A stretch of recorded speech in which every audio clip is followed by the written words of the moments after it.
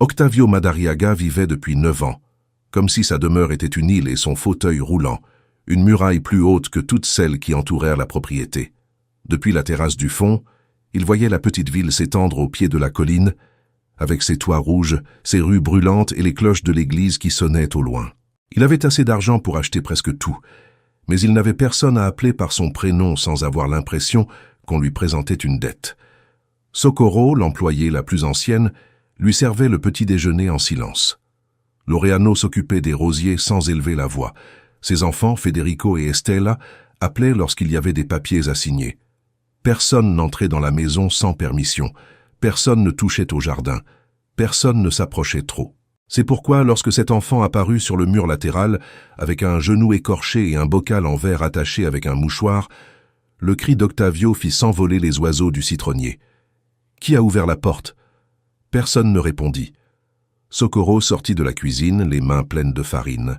Laureano laissa tomber le tuyau d'arrosage sur la pelouse.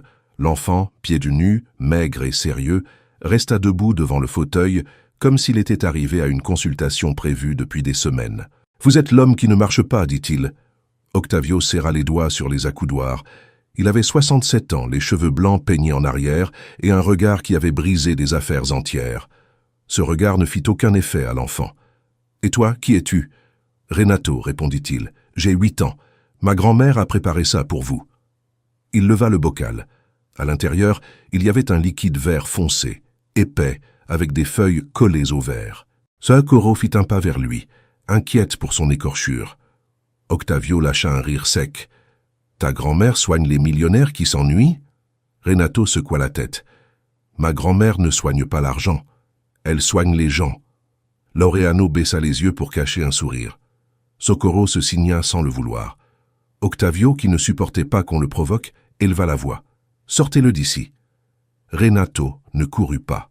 Il marcha jusqu'à la table de pierre, posa le bocal dessus et regarda le vieil homme avec un calme plus dérangeant que n'importe quel défi. « Demain, je reviendrai voir si vous l'avez pris. »« Tu ne reviendras pas. »« Si, je reviendrai. Ma grand-mère a dit que vous abandonnez avant même de commencer. » Le silence tomba sur le jardin. Personne dans cette maison n'avait prononcé une phrase pareille depuis des années. Laureano prit l'enfant avec précaution et l'accompagna jusqu'au portail latéral. Renato sortit sans discuter, mais avant de disparaître dans la rue de terre, il regarda vers la demeure et cria, sans honte et sans peur, « Ne jetez pas le bocal !» Ce soir-là, Octavio demanda qu'on retire le dîner. Socorro retrouva le bocal sur la table, intact, mais pas dans la poubelle. Elle l'emporta au bureau et le posa près d'une vieille lampe. Octavio fit semblant de ne pas le voir. À minuit, quand la maison fut plongée dans le silence, il tourna son fauteuil jusqu'au bureau, prit le bocal, l'approcha de son nez et l'éloigna avec une grimace. « Ça sent la forêt mouillée » murmura-t-il. Le lendemain, il ordonna de fermer le portail avec une double chaîne. Laureano vérifia les caméras. Socorro garda la clé dans son tablier. Mais à 2h15, lorsque le soleil pesait lourdement sur les carreaux de la terrasse, Renato apparut assis sous le citronnier, en train de manger une goyave qu'il avait trouvée par terre. Socorro laissa tomber une cuillère. « Pour l'amour du ciel, mon enfant, par où es-tu entré ?»« Par là où le mur est plus bas. Ce mur a du fil de fer. » Renato montra le mouchoir déchiré. « Je me suis accroché, mais je suis passé. » Octavio l'observa depuis l'ombre. La colère monta d'abord, comme toujours, mais cette fois elle venait mêlée à quelque chose d'étrange. Cet enfant ne cherchait ni pièces, ni nourriture, ni permission. Il venait parce que quelqu'un lui avait confié une mission, et cette mission semblait plus grande que sa peur. « Où sont tes parents ?» demanda Socorro en s'accroupissant pour regarder son nouveau genou, lui aussi écorché. « Ma maman est partie quand j'étais petit. Mon papa, je ne sais pas. Je vis avec Doña Elvira. »« Doña Elvira comment ?»« Ma grand-mère. Elle connaît les plantes. Elle connaît les douleurs. Elle connaît les gens tristes. » Octavio tourna son fauteuil vers la maison. Les gens tristes n'ont pas besoin de plantes. Ils ont besoin qu'on les laisse en paix. Renato prit le bocal de la veille, que Socorro avait rapporté sans savoir pourquoi, et le posa sur ses propres jambes. « Alors, vous devez être très en paix. » Laureano toussa pour cacher un autre sourire. Octavio le foudroya du regard. Socorro, elle, vit quelque chose qu'elle n'attendait pas. Le vieil homme n'ordonna pas qu'on le sorte immédiatement.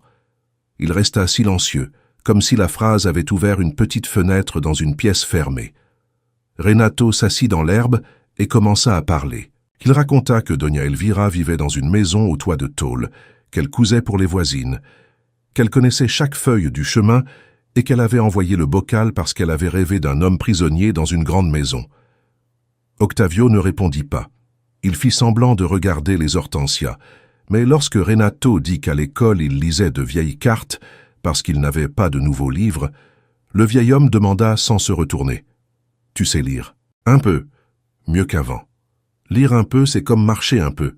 Ça ne suffit pas. » Renato sourit. « Alors, apprenez-moi à marcher et moi, j'apprends à lire. » Socorro porta la main à sa poitrine. Cette phrase n'était pas insolente. Elle était pure. Octavio mit du temps à répondre. « Je n'enseigne rien. »« Mensonge, » dit Renato. « Tous les vieux savent des choses. » Pour la première fois, Octavio ne trouva pas de réponse dure à temps. L'enfant passa l'après-midi là, parlant de l'école, du chien maigre qui le suivait dans la rue, de Doña Elvira et d'une pommade qu'elle préparait pour les brûlures. Lorsqu'il se leva pour partir, il laissa le bocal près du fauteuil. « Ce n'est pas pour boire d'un seul coup. Ma grand-mère a dit que d'abord vous devez sentir et vous souvenir. » « Vous souvenir de quoi ?» Ça, elle ne l'a pas dit. Renato sortit par la cuisine parce que Socorro, sans demander la permission, lui ouvrit la porte. Elle lui donna aussi du pain avec du fromage et un verre de limonade. L'enfant mangea lentement, remerciant avec les yeux plus qu'avec les mots. Ce soir-là, Octavio appela Socorro. « Demain, si cet enfant apparaît, qu'il entre par le portail. Je ne veux pas qu'il se rompe le cou sur mon mur. » Socorro baissa les yeux pour cacher son émotion. « Oui, monsieur. » Et autre chose, demandez ce dont la grand-mère a besoin pour cette main brûlée. Rien de cher. Bien sûr, don Octavio. Pas de sourire. Socorro sortit dans le couloir avec un sourire auquel elle ne put pas désobéir. Depuis 11 ans, elle avait vu cette maison perdre sa lumière, une lampe après l'autre. Maintenant, un enfant pieds nus était entré sans permission, avec un bocal qui ne guérissait peut-être pas les jambes, mais qui faisait bouger quelque chose de plus difficile. Au fond du bureau, Octavio resta à regarder le verre vert sur la table. Il ne l'ouvrit pas. Il n'y crut pas. Mais il ne le jeta pas non plus. Il l'approcha de sa poitrine un instant, comme si l'odeur des feuilles pouvait traverser la vieille cuirasse qu'il portait depuis, avant de perdre ses jambes et avant de perdre tout le monde aussi, sans que personne ne le voie. Le lendemain matin, Renato arriva par le portail principal, les cheveux mouillés par une fine bruine et le bocal protégé sous son t-shirt. Socorro le reçut comme on reçoit une visite importante, même si elle ne lui offrit que du riz, des haricots et un œuf frit. L'enfant mangea en regardant vers le jardin, impatient de savoir si Octavio était dehors. « Il vous attend, dit-elle. » Renato sortit doucement. Le vieil homme était sous la pergola, une couverture sur les jambes et un livre fermé sur les genoux. Il faisait semblant de lire, mais le livre était à l'envers. Renato le remarqua et ne dit rien. Il s'assit dans l'herbe, ouvrit son sac à dos déchiré et sortit un cahier au coin plié. « J'ai apporté mes devoirs. Et qu'est-ce que j'ai à voir avec ça? Vous avez dit que lire un peu ne suffisait pas. » Octavio l'observa. Puis il tendit la main. « Montre-moi. » L'écriture de Renato était grande, de travers, avec quelques mots incomplets.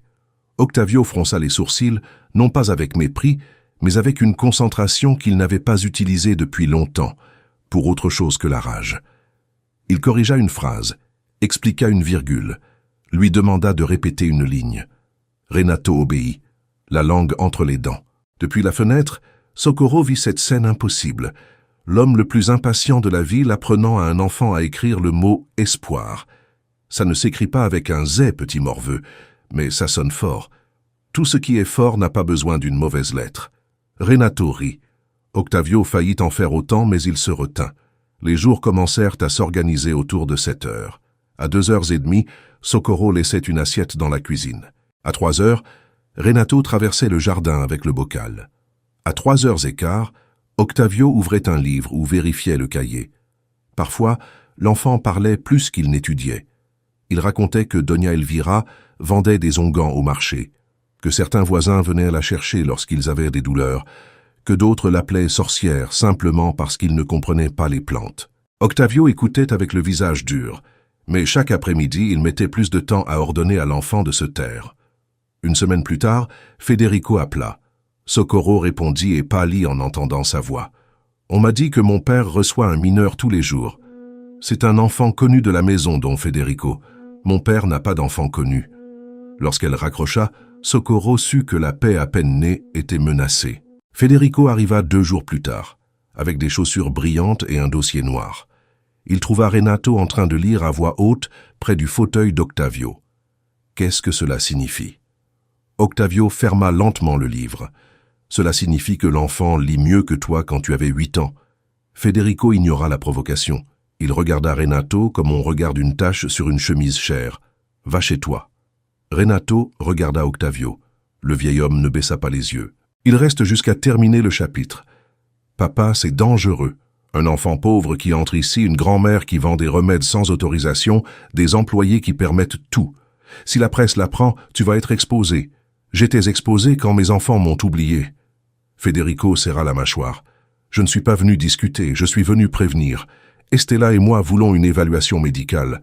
Nous devons savoir si tu peux prendre des décisions. » La phrase tomba comme une pierre dans l'eau.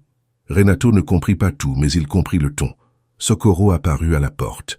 Laureano cessa de tailler. Octavio se pencha en avant, les yeux en feu.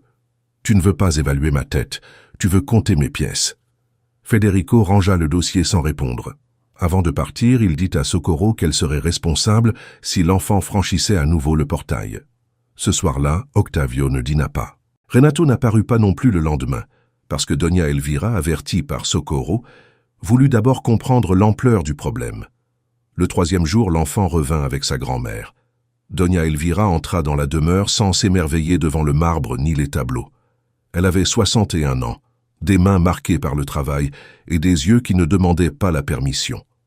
Octavio l'attendit dans le jardin, fier, même assis. « Madame, votre petit-fils insiste pour envahir ma maison. » Doña Elvira regarda le bocal près du fauteuil. « Et vous, vous insistez pour le garder. » Octavio resta sans réponse.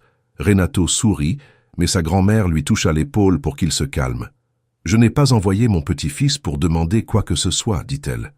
Je l'ai envoyé parce que vous aviez besoin de compagnie et parce qu'il avait besoin de quelqu'un qui le regarde comme autre chose qu'un enfant sans père. » Socorro sentit que la phrase ouvrait une vieille porte. Octavio, lui, se défendit avec sécheresse. « Je ne suis le refuge de personne. »« C'est peut-être pour cela que votre maison semble vide, » répondit Elvira.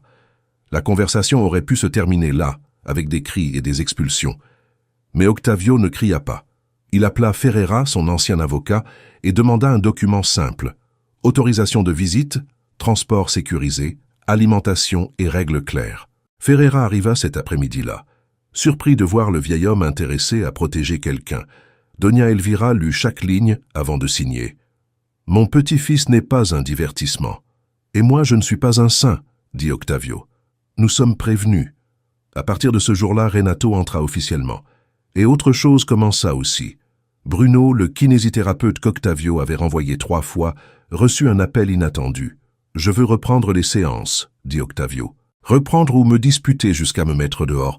Les deux, si vous parlez trop. » Bruno revint avec des bandes élastiques, des barres et une patience entraînée.